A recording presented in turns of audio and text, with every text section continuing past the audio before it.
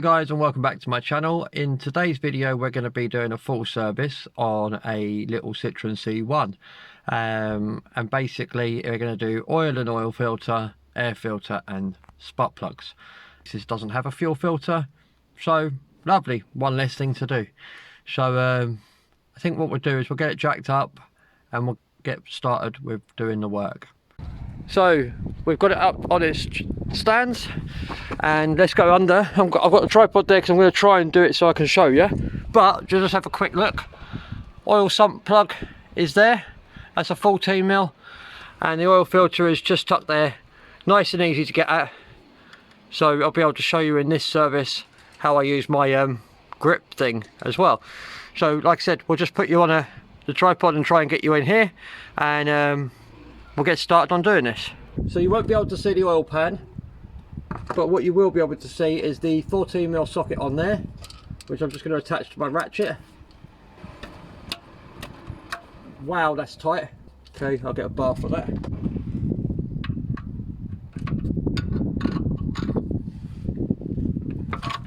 Gotcha. So it's now nice and loose. Get the sump tray up, ready. I'm just going to go off and clean this sump plug while I let that drain. Right, so let's give that a quick wipe and put the sump plug back in. Right, so that's sump plug. I'm just going to grab my tool to get that oil filter off, and then we'll be ready to take that off. And this is now where we go with the tool, which is, like I showed you in one of the other videos, the clamp tool. That will then clamp onto there, and we'll be able to just undo it like so, just to crack it loose.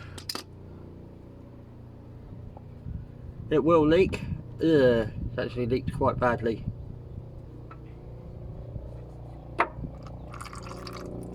I think I'm going to clean myself up a little bit before I put the new one on. So I use the tool to undo the old oil filter. This one has had fresh oil smeared around its rubber seal and on the threads. Always check that there's no rubber gasket left on from the old one. And just literally screw it up by hand loosely first, just so I can wipe round it to make sure it's not going to run oil down onto my hand while I'm tightening it up. And literally just do it up as tight as you can, but by hand only. And done. Just give the subframe a bit of a wipe where it leaked oil. And I have still got the oil pan under here before anyone worries about that. And give that a wipe. Now I'm going to get the car back on its wheels and go up the top and do the spark plugs and the air filter. So now we've got the air filter, which is just hiding in here. Literally just unclip these. And that comes off. But we've also got a pop just there, which will pull off. And another one there. And that allows us to take that off. So that's a spring clamp that you take there.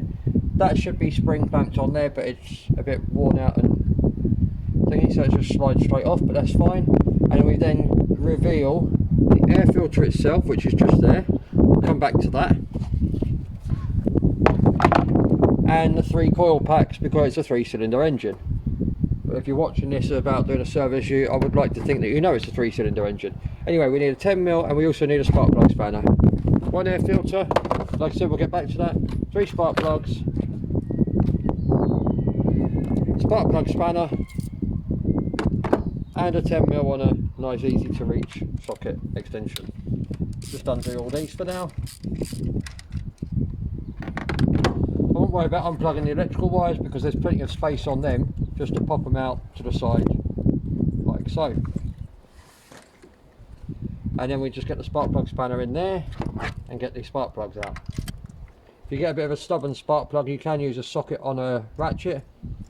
I don't personally like the idea of using a socket on a ratchet because these spark plug spanners are designed to do the spark plugs up tight enough to stay in there but not overstress them. So my advice would always be to use one of these spanners to put back in. They're not that scary, but they definitely need a changing.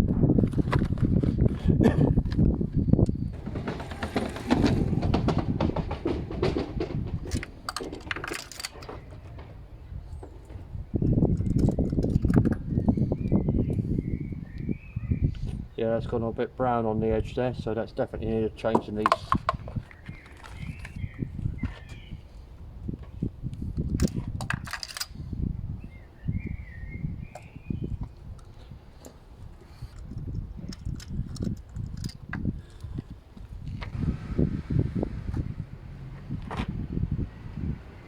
So we're now finished with the spark plug spanner. We've got 3 dead spark plugs.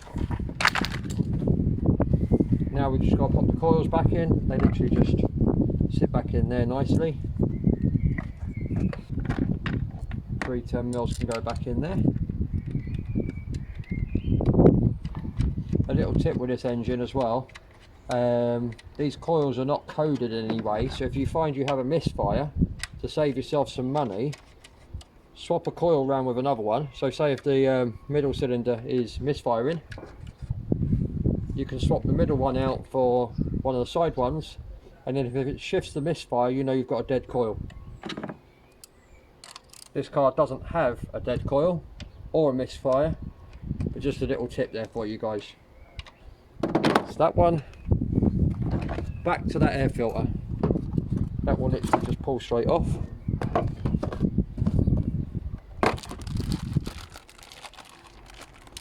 Kind of seems a shame to touch it with all my filthy hands, and it's nice and clean, but gotta put it in somehow. Squish that into there, so it sits nice and snug. So I mean, I've dirtied it already. Oh well. Pop that back onto the back there.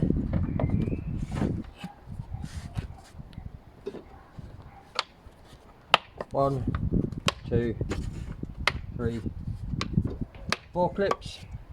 Job done.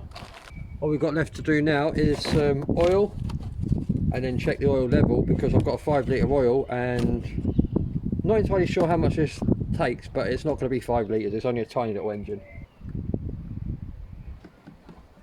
Like I say, it's 2 litres left in the 5 litre, which means the car has 3 litres in it at the moment. We'll allow that to run down and then see how that looks on the dipstick.